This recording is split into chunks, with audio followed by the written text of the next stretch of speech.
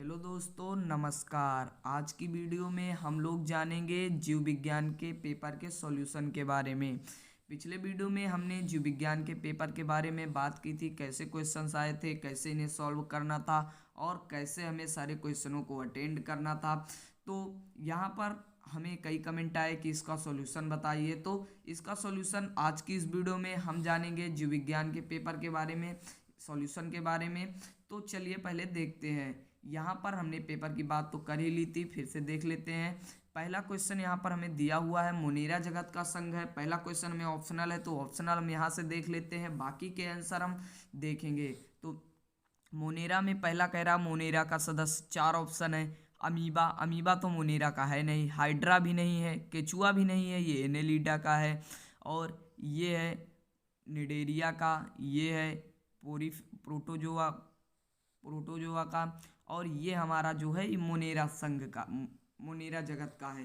तो इसीलिए यहाँ पर बैक्टीरिया सही होगा। फिर है अगला, प्रोटोजोआ के उस उपवर्ग का नाम बताए जिसमें अमीबा का अध्ययन किया जाता है। तो उस वर्ग का नाम है सिलिएटा, तो इसमें अमीबा का अध्ययन किया जाता है।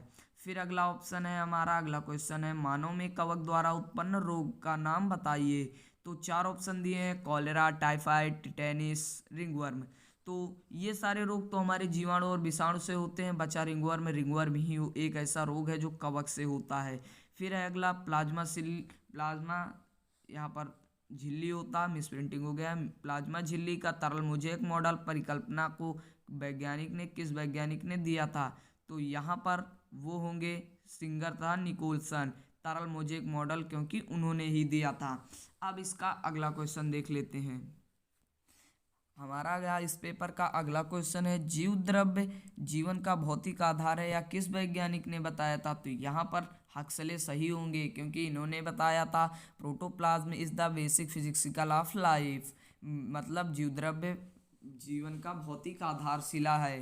फिर अगला क्वेश्चन है, 70s राइबोसोम के दो उपभाग कौन कौन से हैं। तो यहाँ पर सही होगा 50 और 30। यहाँ पर ये दोनों मिलाकर 70 प्रकार के राइबोसोम्स बना। ये आप सोच रहे होंगे कि 50 और 30 जोड़ने पे 80 होते हैं, कि 50 और 20 जोड़ने पे यहाँ पर 70 होंगे, लेकिन जब अगर आप पढ़ेंगे तो यहाँ पर ये 50 और 30 का सही होगा, क्योंकि 50 और 30 मिलके ही जब ये गुणित होते हैं तो 70 प्रकार के राइबोसोम बनाते हैं। फिर अगला है, गन्ने में उपस्थित कौन सी शर्करा होती है, माल्टोज, फ्रक्टोज, ग्लूकोज, सुक्रोज। तो यहाँ पर सुक्रोज सही होगा क्योंकि ग्लूकोज ये सब तो अलग अलग में पाई जाती है, गन्ने में सिर्फ सुक्रोज पाई जाती है, कुछ मात्रा में ग्लूकोज भी होती है। तो अगला क्वेश्चन है, एंजाइम का रासायनिक रूप है, चार ऑप्शन है, ये सब तो होंगे नहीं, यही आइसो एंजाइम सही होगा। फिर अगला है, निम्न में से कोशिका विभाजन के लिए आवश्यक है, यहाँ पर सेंट्रियोल सही होगा, चार ऑप्शन दिए हैं, चारों में से सेंट्रियोल सही होगा। अब इस पेपर का अगला क्वेश्चन है, कह रहा है क्रॉसिंग ओवर की क्रिया क्या होती है। तो इसका आंसर हम देख लेते हैं। तो दोस्तों मैंने यहाँ पर इसका आंसर लिखा हुआ है, आप यहाँ से आंसर देख भी सकते हैं। यहाँ पर है ऑप्शंस। इसका आंसर है, जो क्वेश्चन है, क्रॉसिंग ओवर की क्रिया क्या होती है। कह रहा है समजात गुणसूत्रों के किसी युग्म के असमजात अर्ध गुणसूत्रों के अंतर्गत विनिमय की ऐसी क्रिया विधि जिसकी परिणति जीनों के पुनः संयोजन में होती है, क्रॉसिंग ओवर की क्रिया कहलाती है। तो आप इसे समझे नहीं होंगे, अब चलिए समझते हैं।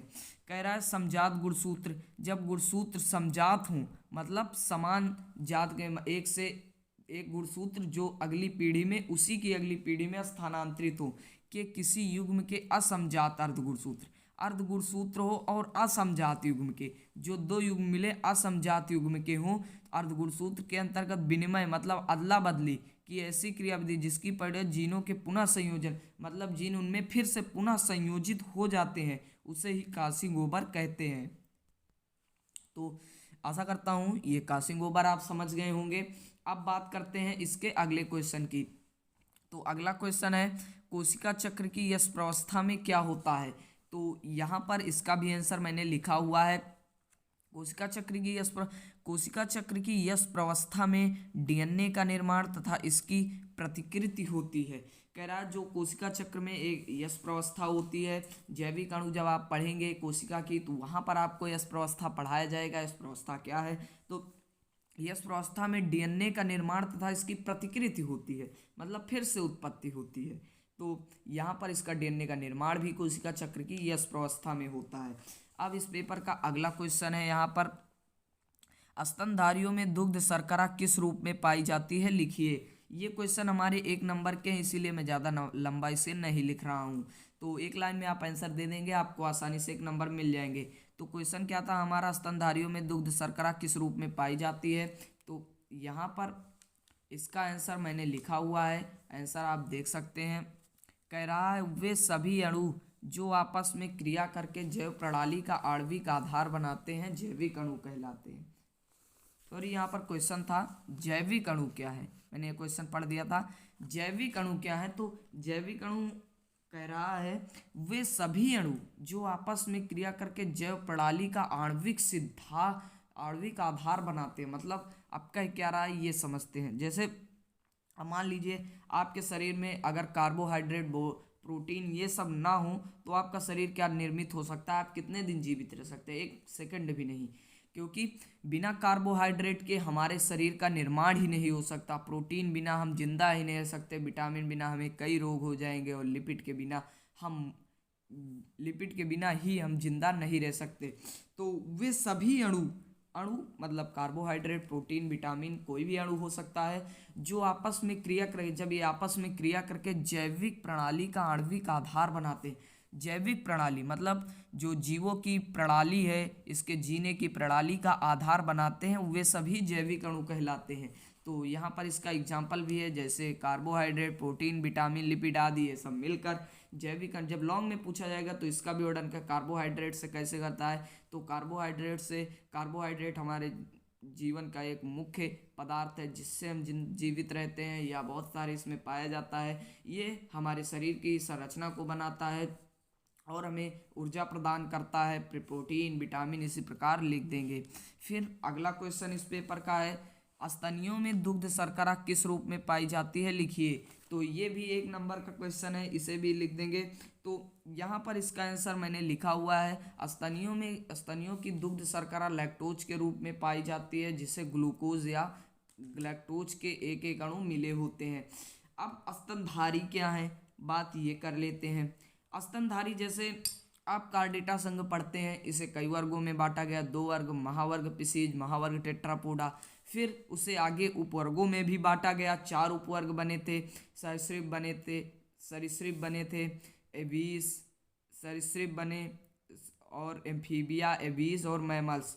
तो मैमल्स जो होते हैं उन्हें ही स्तनधारी कहते हैं। और मैमल्स में कौन कौन से जीव आए थे, जैसे मनुष्य भी आया, कुत्ता, बिल्ली, खरगोश, चमगादड़, ये सारे जीव जंतु कार्डेटा संघ के मैमल्स में आए, और मैमल्स को ही स्तनधारी कहते हैं। तो यहाँ पर स्तनधारियों की दुग्ध शर्करा लैक्टोज के रूप में पाई जाती है, जिसमें ग्लूकोज और ग्लैक्टोज 2 अणु होते हैं। इनके दोनों के एक एक अणु जब मिलते हैं तो लैक्टोज का निर्माण होता है। तो यहाँ पर इसके 4 क्वेश्चन हुए। अब अगला क्वेश्चन है यहाँ पर, केंद्रक के कार्य क्या है, लिखिए। तो केंद्रक के कार्य हम बता देते हैं पहले क्या क्या है।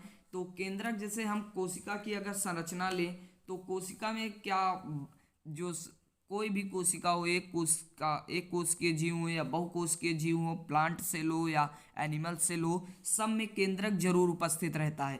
तो केंद्रक का बहुत ही मुख्य काम है नियंत्रण केंद्र, इसीलिए इसे कोशिका का नियंत्रण केंद्र भी कहा जाता है। अगर ये ना हो तो कोशिका जीवित नहीं, कोशिका नहीं तो ऊतक नहीं, ऊतक नहीं तो अंग नहीं, अंग नहीं तो अंग तंत्र नहीं, और अंग तंत्र नहीं तो हम नहीं।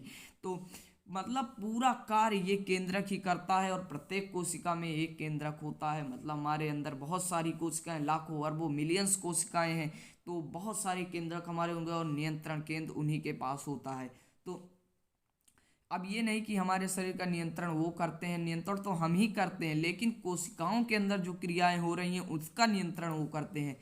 तो यहाँ पर कोशिका के इसे नियंत्रण केंद्र कहते हैं, समझ गए होंगे ये केंद्रक के कार्य क्या है। या कोशिका का एक महत्वपूर्ण हिस्सा है, इसमें कोशिका की वंशानुगत जानकारी होती है। तो जैसे डीएनए से स्थानांतरित हुआ एक पीढ़ी से दूसरे पीढ़ी में, तो इसकी वंशानुगत जानकारी जो होती है वो केंद्रक के पास होती है। मतलब अगली पीढ़ी में कौन से गुण इसके स्थानांतरित होंगे वो ये निर्धारित करता है केंद्रक। तो केंद्रक के दो कार्य यहाँ पर हमने जाने, तो दो कार्य यहाँ पर पूरे हुए। अब इसका अगला क्वेश्चन है, कोशिका का ऊर्जा ग्रह किसे कहा जाता है? तो ये तो आप लोग जानते ही होंगे, अगर नहीं जानते तो चलिए देखते हैं। तो यहाँ पर कोशिका का ऊर्जा ग्रह माइटोकॉन्ड्रिया को कहा जाता है। क्यों कहा जाता है ये जानते हैं। वो माइटोकॉन्ड्रिया के अंदर एटीपी अणु उपस्थित होते हैं। एटीपी का फुल फॉर्म नहीं जानते तो एडेनोसिन ट्राइफॉस्फेट होता है।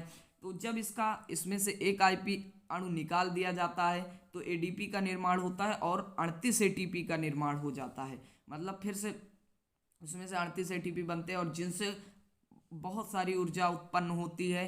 तो ये ऊर्जा एटीपी के रूप में माइटोकॉन्ड्रिया में संचित हो जाती है।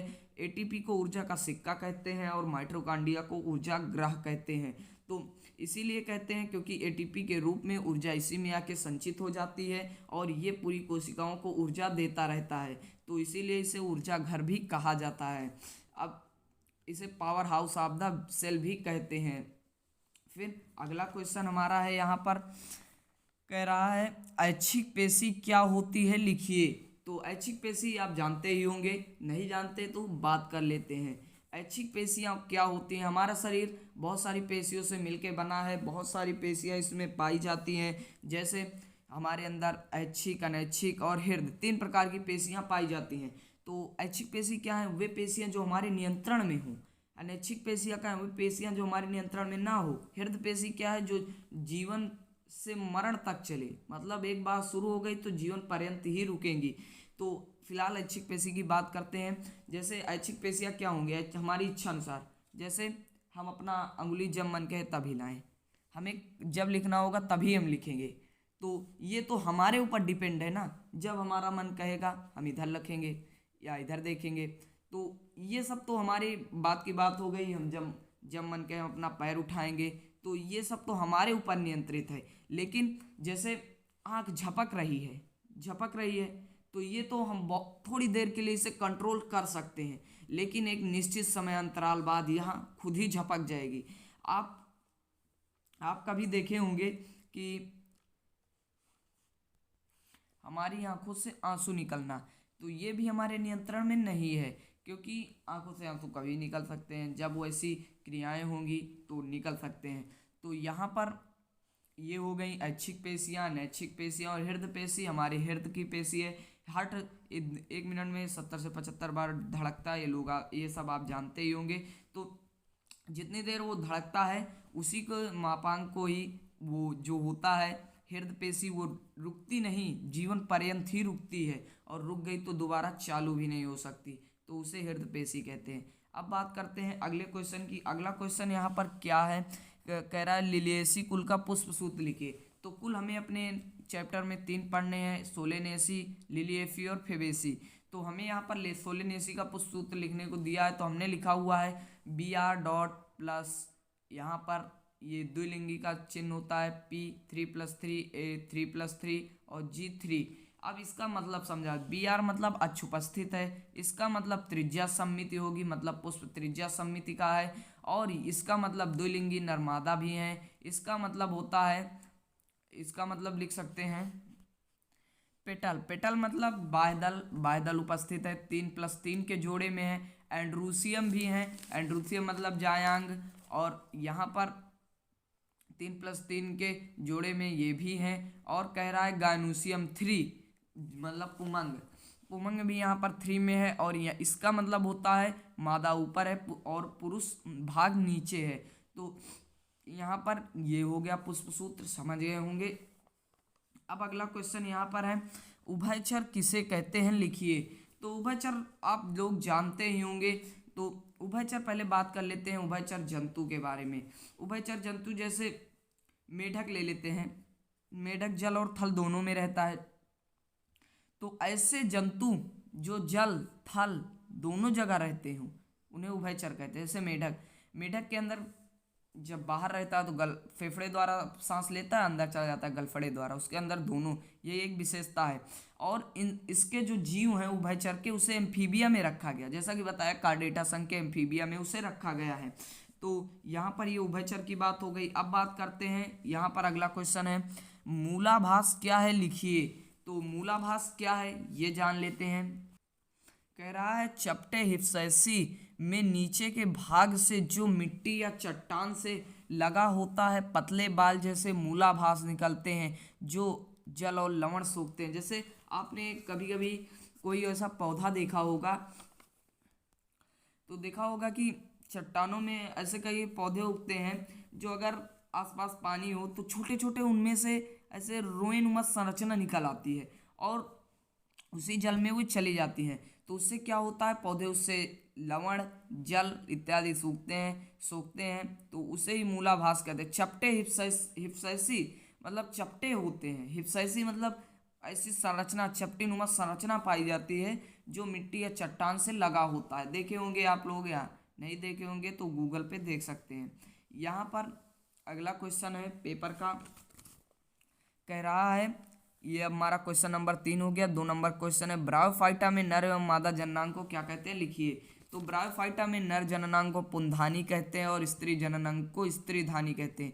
ये शायद कोई ही जानता हो, क्योंकि ये बहुत ही कम लोग जानते हैं, क्योंकि ये किताब में दिया नहीं है पुंधानी स्त्रीधानी, और कोई बताता भी नहीं, क्योंकि बहुत कम लोगों को ऐसी जानकारी होती है। तो आप जान लीजिए ब्रायोफाइटा में नर जननांग को, ब्रायोफाइटा जो हमारा वनस्पति जगत का वर्गीकरण उसका, उसे पुंधानी और स्त्रीधानी कहते हैं। तो फिर अगला क्वेश्चन है इस पेपर का, शैवालों के वर्गीकरण का आधार क्या है, लिखिए। तो शैवालों के वर्गीकरण का आधार उनकी संरचना कह सकते हैं। जैसे शैवाल अगर बांटे गए तो क्यों बांटे गए, क्यों उन्हें अलग रखा गया, क्योंकि उनकी संरचना अलग थी, उत्कीय संरचना अलग थी, उत्कीय स्तर अलग था, तो इसीलिए उन्हें अलग रखा गया। तो कह सकते हैं उनकी संरचना, आकृति, कोशिकीय स्तर के आधार पर उन्हें वर्गीकृत किया गया। सही है। फिर अगला क्वेश्चन है यहाँ पर मीसोसोम क्या है, लिखिए। तो मीसोसोम क्या होता है इसे हमें लिखना है। तो मीसोसोम एक आवरण होता है, जान लीजिए। जैसे वायरस की अगर संरचना बनाए तो मीसोसोम उसके बाहरी आवरण पर पाया जाता है, बाहरी खोलों पर, तो उसे ही मीसोसोम कहते हैं। फिर अगला क्वेश्चन है यहाँ पर विषाणु क्या है, इसकी खोज किसने की थी। तो विषाणु आप जानते ही होंगे, इस समय कोरोना बहुत ही फैला हुआ है तो वो आप जानते ही होंगे। तो विषाणु एक खतरनाक परजीवी सूक्ष्म जीव है। ये इलेक्ट्रो माइक्रोसूंदर्शी के द्वारा देखा जा सकता है, जो विभिन्न प्रकार के रोग उत्पन्न करता है। इसकी खोज सप्तम इवानोव्स्की ने की थी। इन्होंने जब तंबाकू की पत्तियों पर इसकी खोज की, उन्होंने देखा कि तंबाकू की पत्तियां पीली हो जा रही, उन्होंने उसका सैंपल निकाला, उस पर प्रयोग किए, और फिर उसे जब उसका रस निकाल दूसरी पत्तियों पर डाला तो वो भी पीली हो जाती, तो उन्होंने निष्कर्ष निकाला ये जीवाणु है। फिर बाद में एक वैज्ञानिक आए, उन्होंने बताया कि इसे टीएमवी कहते हैं, टोमैको मोजेक वायरस। तो यहाँ पर बात हो गई विषाणु की। अब अगला क्वेश्चन देखते हैं। अगला क्वेश्चन है लाइकेन क्या है, आवास के आधार पर यह कितने प्रकार के होते हैं।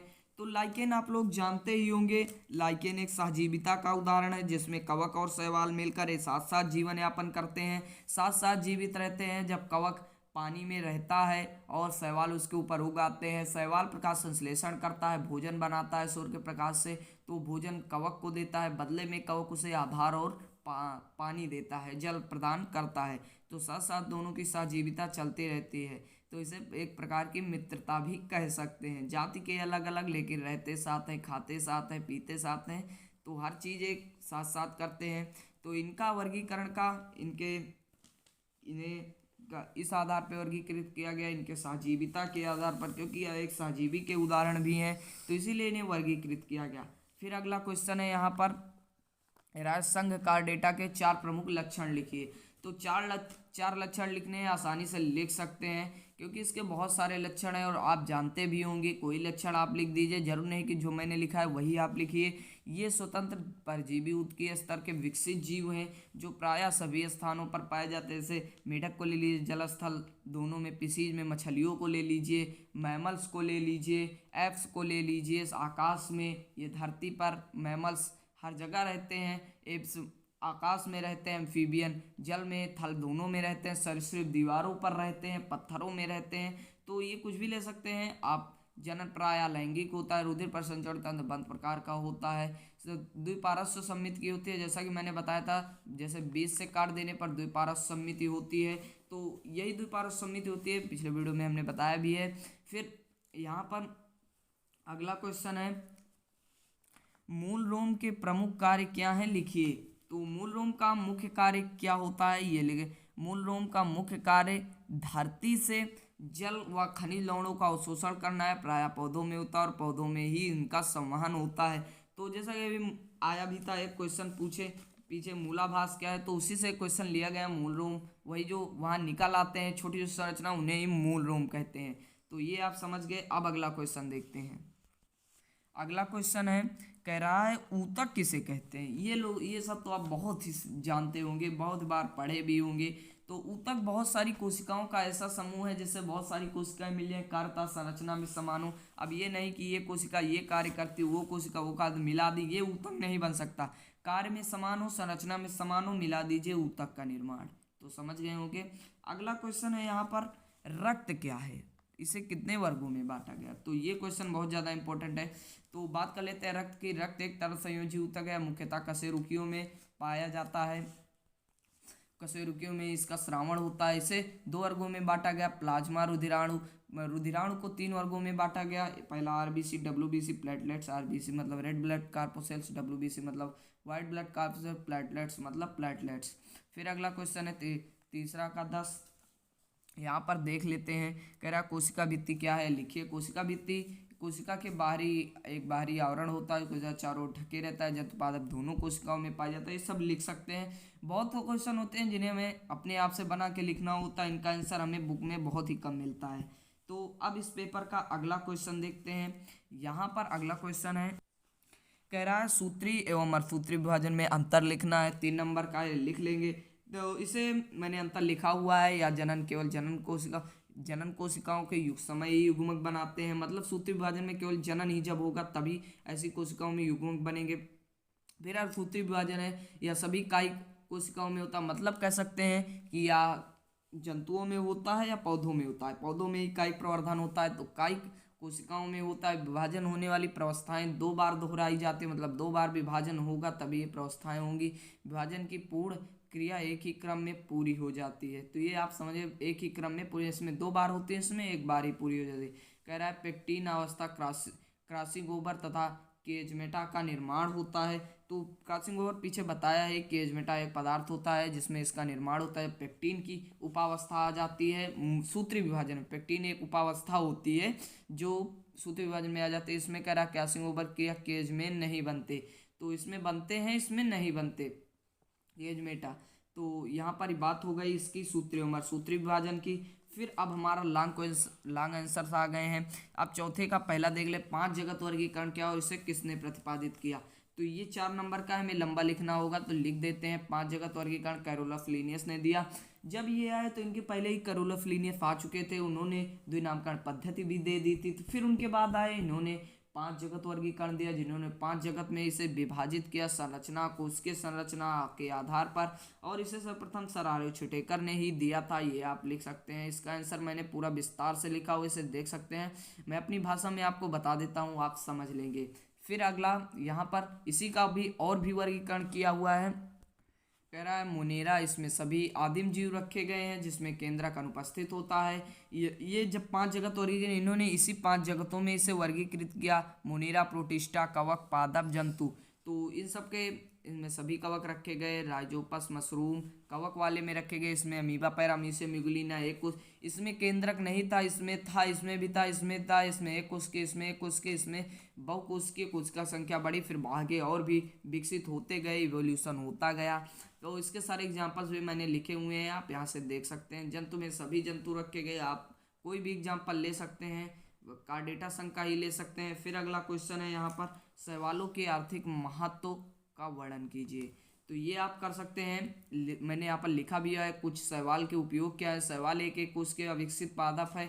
जो ये पादप क्यों कहा, इसमें प्रकाश संश्लेषण होता है इसलिए इसे पादप कहा गया, लेकिन विकसित नहीं था। तो यहाँ पर इसका उपयोग चारे के रूप में, जैसे मछलियाँ समुद्रों में बहुत गहराई में रहती हैं, मछलियाँ, घोंघा, मेढक आदि से अपने भोजन के रूप में लेते हैं। अकार्बनिक पदार्थ जैसे CO2 का उपयोग करके O2 निष्कासित करने का भी ये कार्य करते हैं। फिर और भी कार्य इनके हैं, वो भी देख लेते हैं। अगला इसका कार्य है गेहूँ चावल के लिए पाउडर के रूप में पकाने में प्रयुक्त होता है। ये बिस्कुटों बनाने में भी इसका उपयोग किया जाता है, बिस्कुटों को बनाने में। फिर अगला एक क्वेश्चन है, पक्षियों को उड़ने में क्या क्या रूपांतरण होते हैं। तो पक्षी एक नभचर एवं थलचर दोनों प्राणी, ये आप लोग जानते ही होंगे। कार्डेटा संघ के 20 वर्ग में रखा गया, ये भी जानते होंगे। उड़ने के लिए कई अंग रूपांतरित होते हैं, पंख होते हैं, पुच्छ होते हैं। तो जैसा कि एडिसन ने क्वेश्चन पूछा था, आप सुने होंगे एडिसन की कहानी, उन्होंने कहा था पक्षी क्यों उड़ते हैं। तो इसका आंसर आप यहाँ से देख सकते हैं कि पंछियों की जो उनकी अस्थि होती है उनमें छिद्र होता है, और उन्हीं छिद्रों में जब हवा भर जाती है तो वो उड़ने लगते हैं। तो यही होता है इसके पुच्छ में। फिर है पंख, पंख जानते होंगे, इसी से उड़ते हैं। पुच्छ इनकी दिशा को बदलने के काम आती है। तो यहाँ पर ये पुच्छ की हो गई। अब बात कर लेते हैं अगले क्वेश्चन की। अगला क्वेश्चन यहाँ पर है, रेसिसोम पुष्पक्रम का सच नामांकित चित्र बनाए। हमें वर्णन नहीं करना, सिर्फ चित्र ही बनाना है, तो चित्र बना देंगे।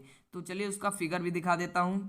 यहाँ पर मैंने बहुत ही अच्छे से फिगर नहीं बनाया, लेकिन आपके काम का हो जाए ऐसा बनाया हुआ है। तो मैंने छोटा सा ही बनाया, आप पेपर में 1 पेज का अच्छे से फिगर बनाइए, आपको अच्छा नंबर मिल जाएगा। सारे पार्ट्स मैंने लिखे हुए हैं। यहाँ पर ओवरी है, स्टाइल है जिसे वर्तिका कहते हैं, ये वर्तिकाग्र भी है। ये 3 भाग जायांग होते हैं, पुमंग होते हैं। इसका मैंने अलग से भी वीडियो बनाया, आप देख सकते हैं, चैनल पे है। तो इसका फिर यहाँ पुमंग, पराकोश, पुतंतु दल, बाह्य दल, पुंकेसर, सारे पार्ट्सों के मैंने नाम लिखे हुए हैं। तो ये हो गया इसका रेसिसोम पुष्प का सचित्र वर्णन हो गया। हमें सिर्फ नामांकित चित्र ही बनाना था, चित्र हमने बना लिया। फिर अगला क्वेश्चन है इस पेपर का, है उपास्थि एवं अस्थि में अंतर लिखना है। तो उपास्थि एवं अस्थि में क्या क्या अंतर हो सकता है, ये हम लिख लेते हैं। तो देख लेते हैं। तो अस्थि क्या है, कह रहा है पहला अंतर इसका देख लेते हैं। उपास्थियां जानते होंगे कोमल होती हैं, ये कठोर होती हैं। तो उपास्थि एक अधात्री या मैट्रिक्स कॉन्ड्रिन द्वारा निर्मित होती है। अस्थि मैट्रिक्स में ओसीन द्वारा, इसमें मैट्रिक्स जो होता है पदार्थ होता है कॉन्ड्रिन द्वारा होता है, इसमें ओसीन द्वारा होता है। उपास्थि कोशिकाएं कॉन्ड्रोसोम कहलाती हैं, इसमें ऑस्ट्रोसोम्स का जो उपास्थि की कोशिकाएं होती हैं उन्हीं की बात कर रहा है अस्थि उपास्थि की। फिर अगला है कॉन्ड्रोसोम में प्रवर्ध का अभाव होता है, इसमें पतले प्रवर्ध निकले रहते हैं। जब आप देखेंगे इसकी संरचना तो आपको दिख जाएगा। फिर है लाल रुधिराणुओं का निर्माण नहीं करते, इनमें आरबीसी बनता है, जैसा पीछे पीछे ही बताया, रेड ब्लड कार्पोसेल्स। तो इसमें बनते हैं, इसमें नहीं बनते। फिर अगला क्वेश्चन है यहाँ पर लास्ट वाला, हरित लवक क्या है, सचित्र वर्णन कीजिए। तो ये आप लोग जानते ही होंगे। हरित लवक पौधों का एक मुख्य कोशिकांग है जो जंतुओं में नहीं पाया जाता। इसकी खोज हेकल ने की थी। या फूलों फलों को रंग प्रदान करता है, और 3 प्रकार का होता है, वर्णीय, अवर्णीय और हरित। ये 3 प्रकार की इसकी संरचना पाई जाती है। तो इसकी संरचना भी देख लेते हैं। इसकी संरचना कुछ इस प्रकार की होती है। इसमें बहुत सारे वर्ण पाए जाते हैं जो वर्णक प्रदान करते हैं। इसमें न्यूक्लियस भी है, ह्यूलम भी है, हिलम भी है, और ल्यूकोप्लेटलेट्स भी है, सेल वॉल भी है। तो सारे पार्ट्स यहाँ पर मैंने बनाए हैं। सिर्फ ऐसे ही फिगर बना दिया, आप अच्छे से भी बना सकते हैं देख के। तो यहाँ पर ये क्वेश्चन हमारे हो गए। यहाँ पर एक क्वेश्चन छूट गया था, अमीबा का स्वच्छ एवं नामांकित चित्र बनाइए। तो ये क्वेश्चन देख लेते हैं, हमें चित्र ही बनाना है। तो चित्र हम देख लेते हैं। चित्र मैंने ड्रा किया हुआ है, ये है चित्र अमीबा का। हमें बस 2 पार्ट लिख देंगे, आसानी से काम चल जाएगा। बस एक यहाँ पर न्यूक्लियस होता है, न्यूक्लियस एक ही लिखेंगे, तो न्यूक्लियस अच्छे से लिख देंगे। तो ये न्यूक्लियस हो गया। बाकी एंडोप्लाज्म, एक्टोप्लाज्म और भी लिख सकते हैं, प्लाज्मा मेम्ब्रेन और फूड वैक्यूल्स, बहुत सारे पार्ट्स होते हैं, लेकिन 3 मेन पार्ट होते हैं, ये आप लिख दीजिए, बस बहुत है। तो इस पे आपको पूरा नंबर मिल जाएगा। यहाँ पर हमारा लास्ट क्वेश्चन था, क्वेश्चन खत्म हुआ। तो आपको ये पेपर उम्मीद करता हूँ समझ में आ गया होगा, इसका पूरा सोल्यूशन समझ में आ गया होगा। तो वीडियो को लाइक कर देना, चैनल को सब्सक्राइब कर देना ऐसे ही इंटरेस्टिंग वीडियो के लिए, और बेल आइकन को भी प्रेस कर देना। तो और कमेंट बॉक्स में बताना पेपर कैसा था, वीडियो कैसा था। तो मिलते हैं अगले वीडियो में, अगले पेपर